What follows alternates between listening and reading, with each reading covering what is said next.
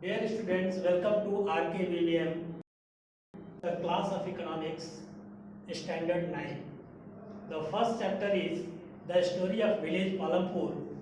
In this book, the Palampur is a hypothetical village that has been taken as an example to teach you the farm activities and non-farm activities of a village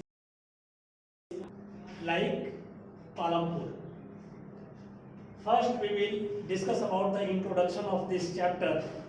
Here, in this example, hypothetical village Palampur,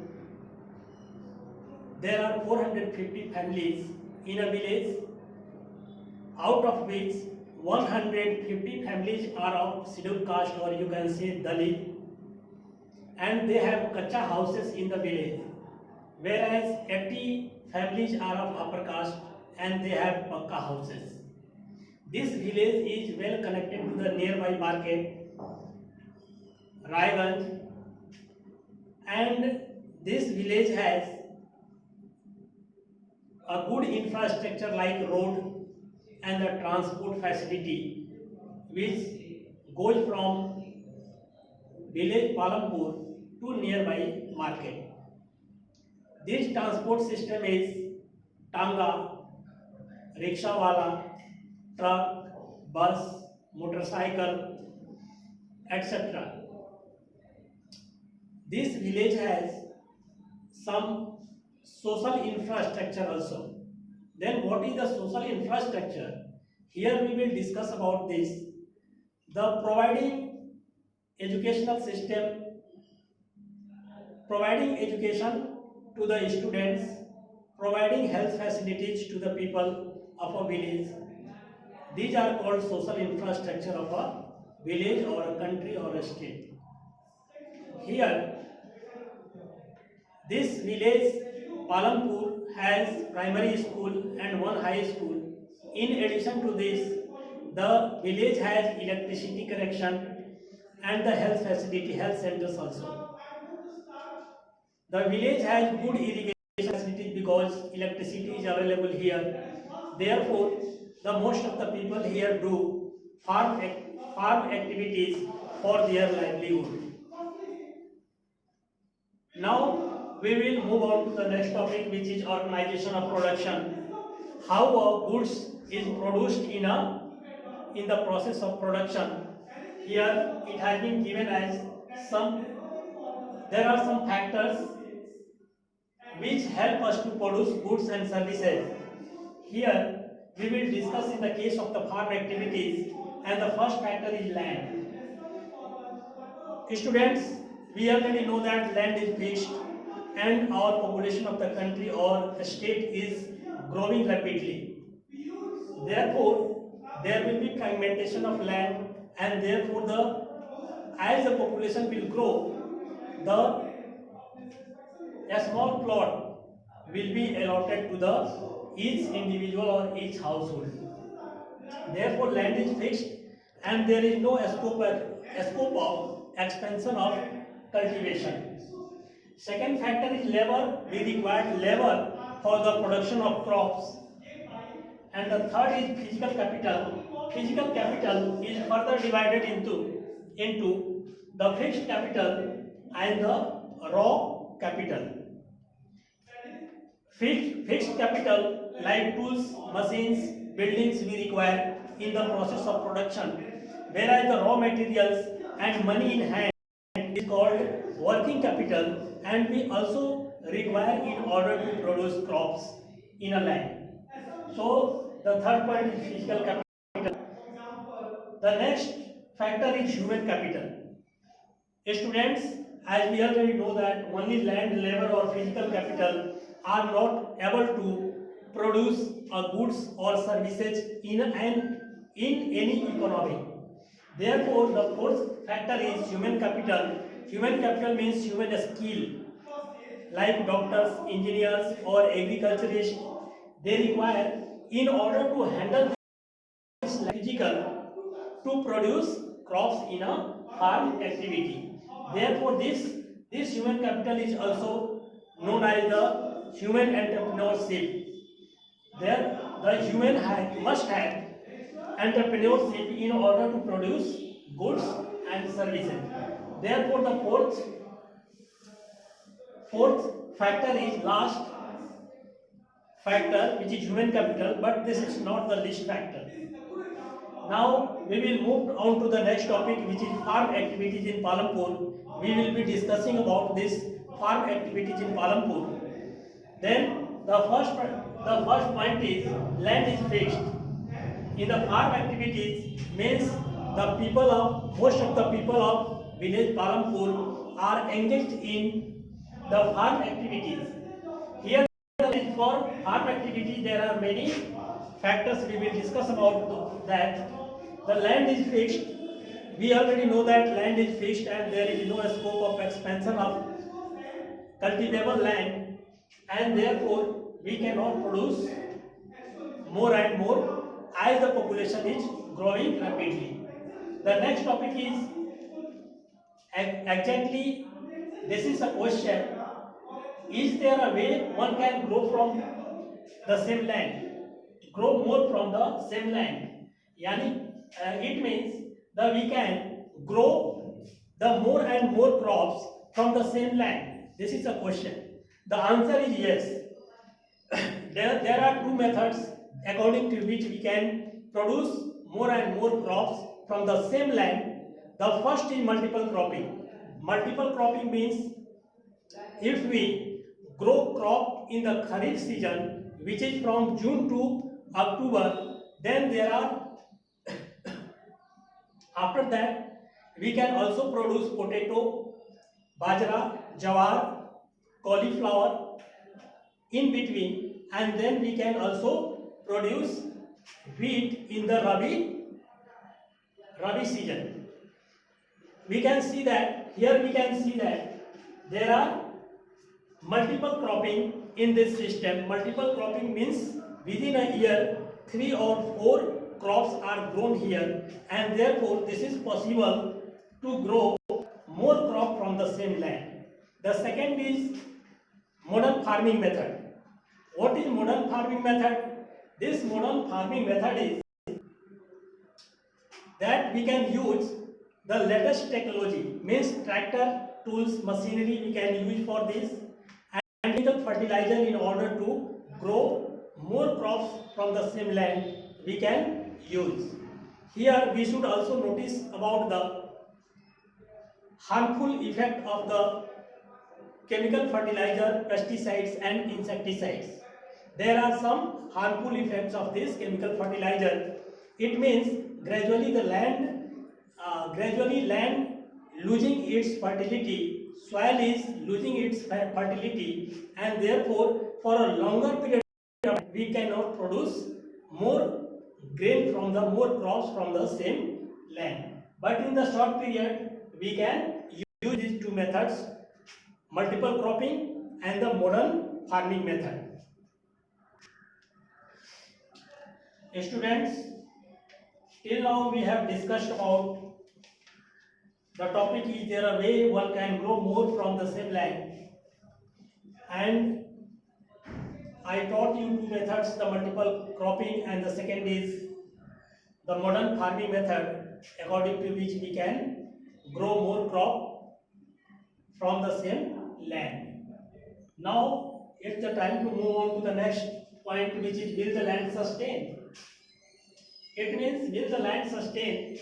As we already know that land is also a natural resource and this is fixed. Therefore, there is no scope of expansion of cultivable land. Therefore, on the basis of these natural resources, on the basis of the limitation of the land for a longer period it cannot survive. We cannot sustain. We cannot means as the population will grow, the pressure of the population will be on the land, and therefore as rapidly as will produce the more crops by using the modern farming method, in which particularly we use chemical fertilizers, insecticides and pesticides that will Because of that, the land will lose its fertility. Therefore, for the longer period, the land will not sustain.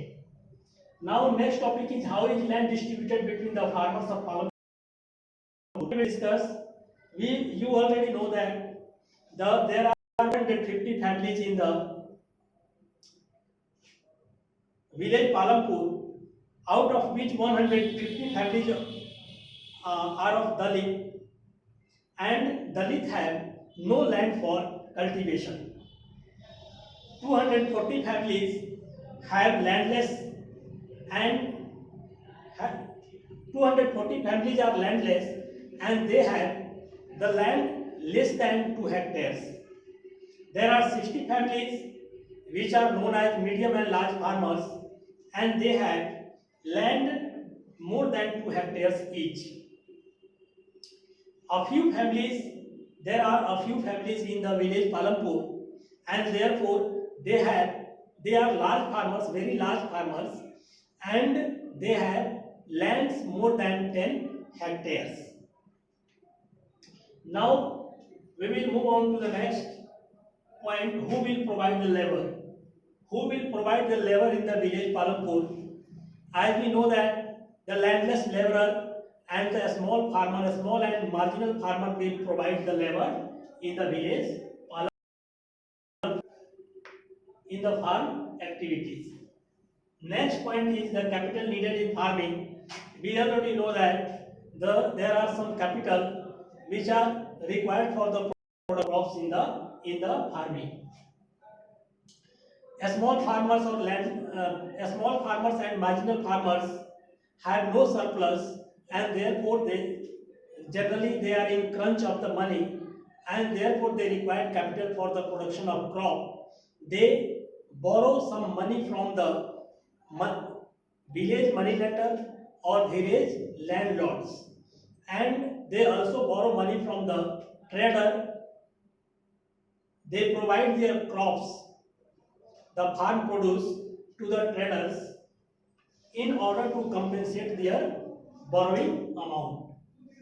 So, but when we talk about the large farmers in the village Palanpur, they have surplus money, and they invest those money in order to produce the crop in the next coming season, and they have some surplus money also. They save it every year.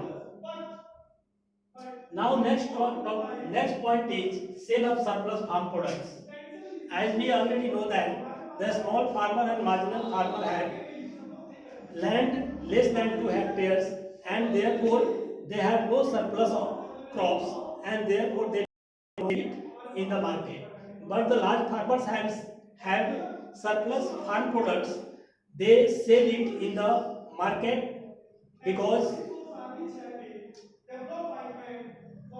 in order to save the money, and according to which they use this money in the next cropping season, and they also save some money in the bank. Students, till now we discussed about the farm activities in village Palanpur. Now we will move on to the next topic. This is non-farm activities in village Palanpur.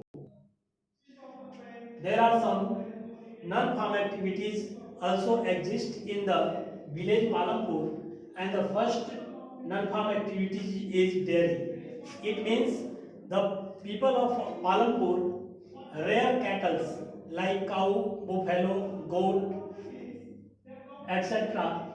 in order to give milk and the milk product. Therefore, this dairy is a non-farm activity which provide us milk and other woolen product. So this is dairy which is non-farm activities. Next point is a small scale manufacturing in Palanpur. Students, we know that this village Palanpur is a small village and hypothetical village, but there is some manufacturing unit in the village also. In this manufacturing unit, the people of Palampur produce jaggery. Jaggery which is good. Jaggery means good, and in this small scale manufacturing unit in Palampur, jaggery is produced. Next point is the shopkeepers of the Palampur. Shopkeeping is also a non-activity, and there are some shopkeepers in the village Palampur. They pearls, toothpaste, toothbrush, coriander, cinnamon, etc. in the village. So this shopkeeping is also a non-farm activity in Palampur, and they do this shopkeeping in the village Palampur for their livelihood. Next point, transport, a fast developing sector. Transport, as we know that this comes under the tertiary sector of the economy, and this transport is fast developing in village Palampur, where the tangawala, rickshawala, truck, bus, motorcycle, and other transport is also available in the village Palampur, which connects this village nearby market in order to give the transport facility to the people. Students, this is the first chapter of your economics class 9, and I have already given you some notes on this first chapter, and I have also given some questions related to this chapter. You have to solve those you have to write the answer to these questions, and you have to make a fair copy. Whenever the school is open, I will check it out. Thank you.